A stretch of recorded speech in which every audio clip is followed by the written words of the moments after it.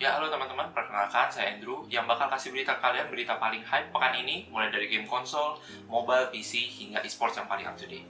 Tapi sebelum lanjut, pastikan kalian udah subscribe YouTube channelnya Kotak Game dan jangan lupa buat nyalain lonceng notifikasi biar kalian dapat berita paling update. Ya, kita langsung masuk aja ke berita yang pertama. Game The Last of Us 2 akhirnya meraih penghargaan Game of the Year di tahun 2020 ini di ajang The Game Award yang dilaksanakan tahun ini. Tentunya dia juga berhasil menyabet beberapa kategori yang dibilang cukup bergengsi, mulai dari Best Game Direction, Best Narrative, Best Performance, Innovation in Accessibility, dan juga Best Action.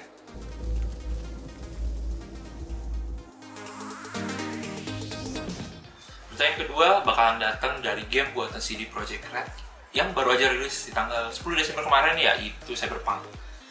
Ternyata game ini bener-bener bikin antusias semua penikmat game, terutama game-game yang bersifat open world gitu deh. Nah, Pero Game atau yang biasa dikenal sebagai developer dari game Newsdesk ini ternyata mengumumkan libur untuk karyawannya spesial agar karyawannya bisa bermain Cyberpunk di hari perilisan game ini.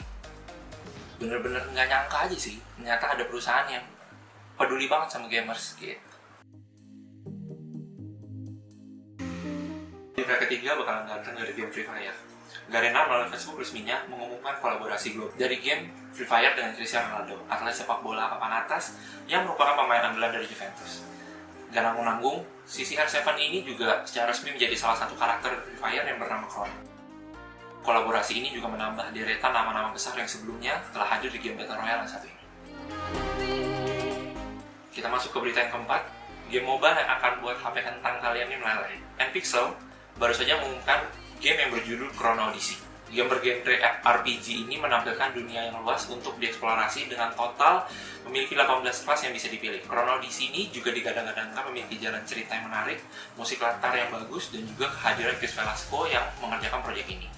Dan itu, game yang direncanakan rilis di tahun 2022 untuk Android, iOS, dan juga PC ini akan tampil dengan kualitas grafis fantastis berkat Unreal Engine 4 yang mereka gunakan.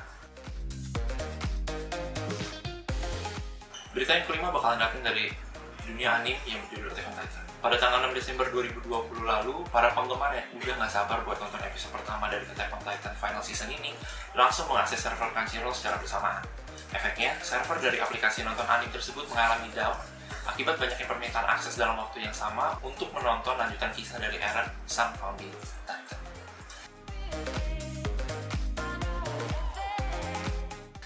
Berita yang keenam bakalan datang dari dunia gadget.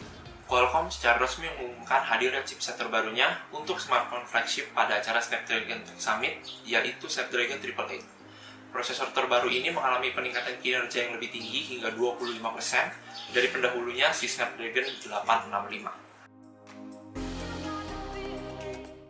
Berita yang ketujuh bakalan datang dari dunia par Mobile Legends. Melalui konten YouTube milik Evox Earl, ia bersama teman-teman dari Evox Ladies sedang membuat challenge untuk menilai ketampanan para pro player Mobile Legends di Indonesia.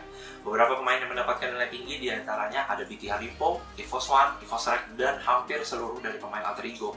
Tapi nyatanya, yang mendapat nilai tertinggi ialah sang alien yaitu Erard Lemon yang disebut sebagai pria dengan wajah yang manis. Berita yang terakhir bakalan datang dari dunia per-YouTubean. David Brandy atau yang biasa kenal dengan David Gadget In, sang reviewer gadget yang paling terkenal Indonesia saat ini, baru saja memberikan sebuah kabar gembira. Ia diketahui baru saja mempersunting kekasih hatinya bernama Windy Gani yang merupakan seorang food blogger. Uniknya, kolom Instagram David justru dibanjiri oleh komentar para brand gadget yang turut bersukacita atas pernikahan. Oke guys, itulah rangkuman dari berita paling populer di website Kotak Game pekan ini. Like kalau kamu suka video ini, share juga ke teman-teman kamu, dan jangan lupa buat subscribe ke channel ini. Oke, gue pamit, sampai jumpa pada video-video selanjutnya.